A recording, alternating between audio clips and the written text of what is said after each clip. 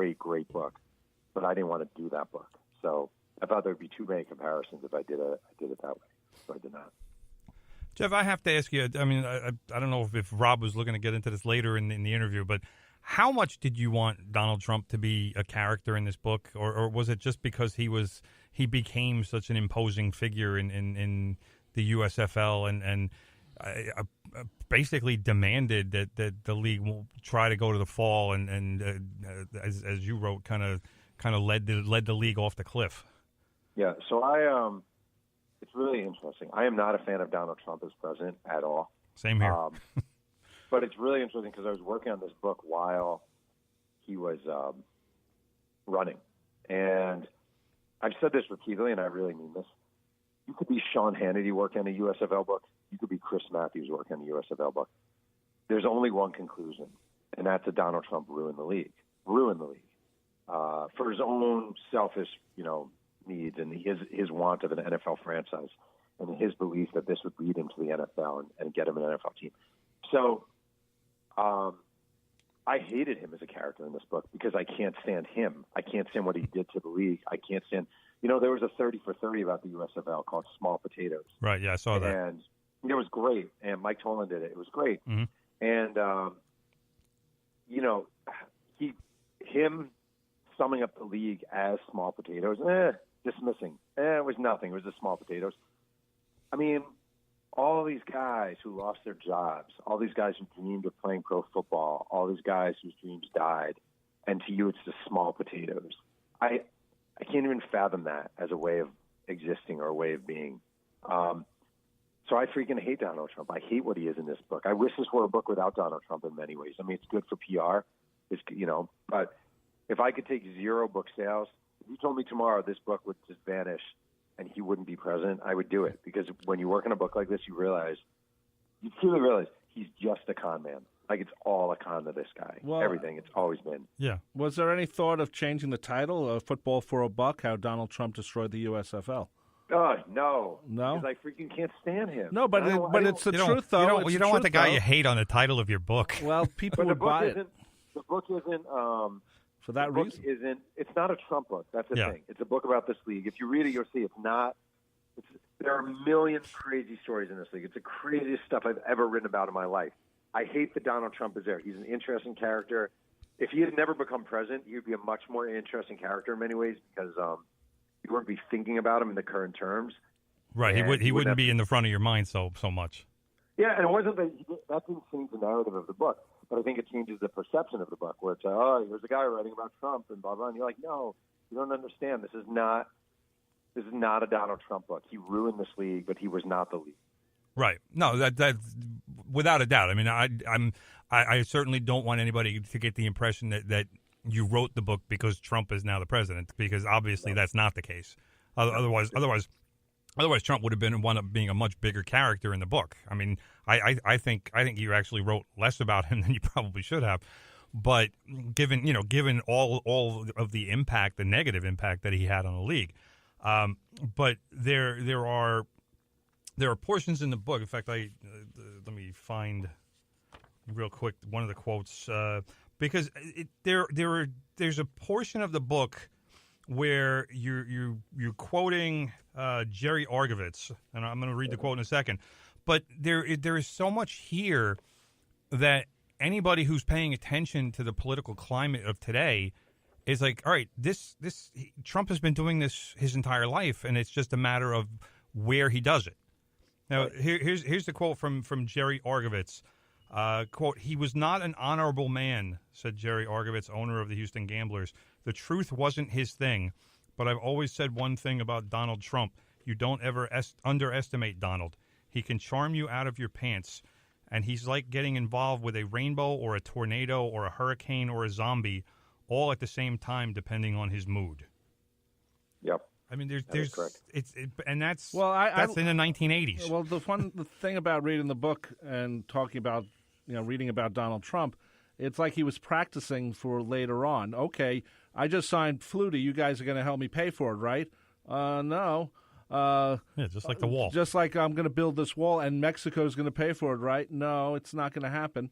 And, of course, you had mentioned in the book, John Barron. Barrett. No, Barron. Oh, the PR guy. The Trump PR guy, Yes. who is Donald Trump, calling up the New York press after they signed a deal with Lawrence Taylor. And meanwhile, people are like, "This is Donald Trump," because he had really, I guess, just started it. Wasn't tough to figure it out. Yeah, so it's funny reading this. I almost see this as a practice to him becoming president, and just sort of, saying, "Hey guys, follow me," and then I'm not really a leader, we'll lose, because that's what seems to happen with him. I agree, and it's increasingly frustrating, I will say, in America, that you can show one example after another of this guy scamming people, of this guy conning people, of this guy telling people what they want to hear for his own gain. I mean, look at the New York Times expose from the other day about. Oh my God! And incredible article if you haven't read it. Yeah, and people treated it like it was a news about a cat stuck in a tree. Like people are so. It's the Mark Twain quote. It's easier to force someone than to convince them they've been fooled. Right. And I really feel like that's the case here. It's just really frustrating. The USFL was a classic example of this guy scamming people, conning people, taking their money, being completely uninterested in the welfare of the masses. And, to them it's like, yep, okay, whatever. Well, one of the things I love personally, give another title mention, Football for a Buck. We're talking with Jeff Pearlman, the crazy rise and the crazier demise of the USFL. One thing that I really liked reading about, and this leads to last year when Trump was going after the NFL, and this sort of set it up back in the trial. Pete Rozelle said, "You will never be part of the NFL." Right. And this is the commissioner of the NFL saying this, and still, 20 years after he's left, Trump tries to buy the Buffalo Bills, and one of the first things it says, you're not going to be part of this league. And this is, people forget this when Trump was bad-mouthing the NFL, that this goes back to the USFL, because, he thought, I don't know if you read Art of the Deal, but I did. The Art of the Deal, when he bought the USFL, the Generals, he talked about it as a football franchise, not a USFL franchise, and he was under the impression, well, I got a franchise, I should be in the NFL. Not that he cared about the USFL, because he didn't. No, he never did. And that's something that people forget about, that, he came in and stirred people's heads up. And this league, I think, could have stayed around as if they maybe have a few more years of losing money, but they, I think, really could have stayed around. Oh, absolutely. For especially for a spring league. I think, they're still trying to do spring leagues, and there's going to be two within the next 2 years.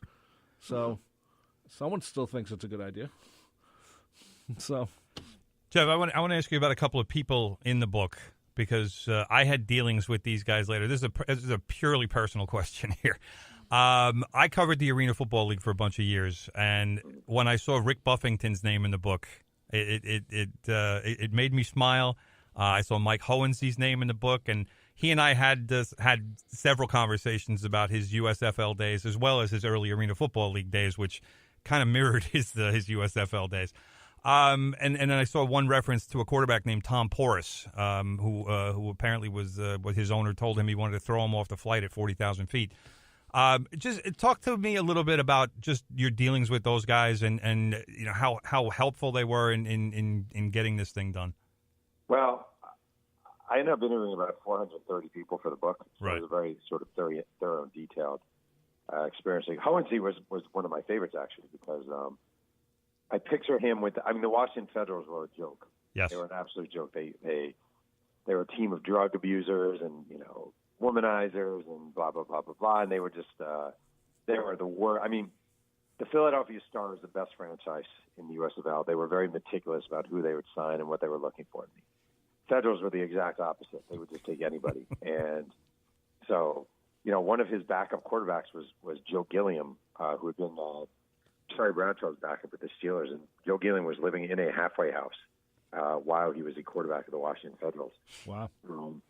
Either that or in the backseat of his Oldsmobile. So they just, they had a lot of coke going on. And Hohensee was kind of a choir boy, by comparison. And sort of sat around in that environment and wondered what the hell was going on. How did his life come to this? He also happened to be a 5'10" quarterback from the University of Minnesota, who probably wouldn't have had a shot in the NFL. So for him, the USFL was sort of was a really important kind of adventure in his life that set him on this way. Right.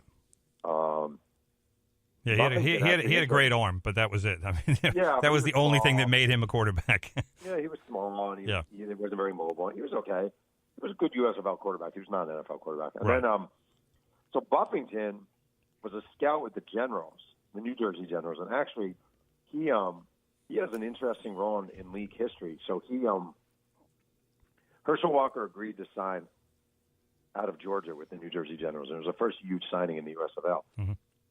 And Buffington was friends with Will McDonough of the Boston Globe, who's kind of a legendary reporter. And one day McDonough calls Buffington and says, Rick, I heard you guys might be signing Herschel Walker. What's going on? And at this point, Walker had agreed to sign, and then he decided he was going to stay at Georgia. So he signed a contract, but then decided he was going to stay. And Buffington first denies everything to McDonough, and then he's thinking about it, and he's thinking, Herschel Walker did sign a contract with us. He's now backing out of it, which he can't really do. And at some point, even if I don't tell him, someone's going to find out in the news that Herschel Walker's shouldn't be playing at Georgia. He's out of eligibility. So Buffington called McDonough back and actually told him that Herschel Walker had signed with the Generals, and that forced Herschel Walker to go pro. So Rick Buffington is singularly responsible for Herschel Walker coming to the USFL. And when I read that, I wasn't surprised that Rick Buffington had run his mouth to a reporter. That's funny. There you go. Because he did the same to me a few times. That's funny. He did like talking to the press, and he did like talking about himself to the press as well. But good guy, another good guy. I mean, that was, like, I can only assume, judging by the people who I've seen interviewed in this book, that there were a lot of people like that, people who genuinely cared about the league and were looking for careers in football. And like you were talking about before, that you wind up with somebody like Donald Trump, who's using this entire enterprise and these hundreds, if not thousands of people to just try to step on them, to use them to get him into the NFL. One thing that I would want your take on, it's in the book that, like my brother said before, Pete Rozelle tells Donald Trump in a meeting that as long as I or any of my heirs are alive and connected in the NFL, you will never be an owner. Can you fathom why Trump doesn't take the hint? How much more explicit can they be that, hey, this is never going to happen, so don't bother? I mean, in a way, if you think about it, I would argue, as much as I can't stand him, that one of Donald Trump's strengths is sort of he walks right through everything. When I was covering baseball at Sports Illustrated, I always thought Barry Bonds was a fascinating and very unlikable character because Bonds walked through everything. He walked through the norms of the clubhouse. Everyone else had one locker. The stars had two lockers. Barry Bonds had four lockers. No one else was allowed to have a private staff in the clubhouse. Bonds had a masseuse, a photographer, and two publicists, and he was able to do it because nobody would say, "Hey," he just walked right through it.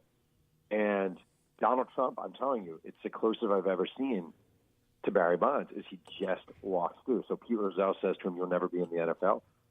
I don't care. Screw you. I'm just going to find another way. Right. In many ways, it sort of explains why he's the president of the United States. It's almost a compliment. I don't give him any compliments. It's almost a compliment. He just isn't.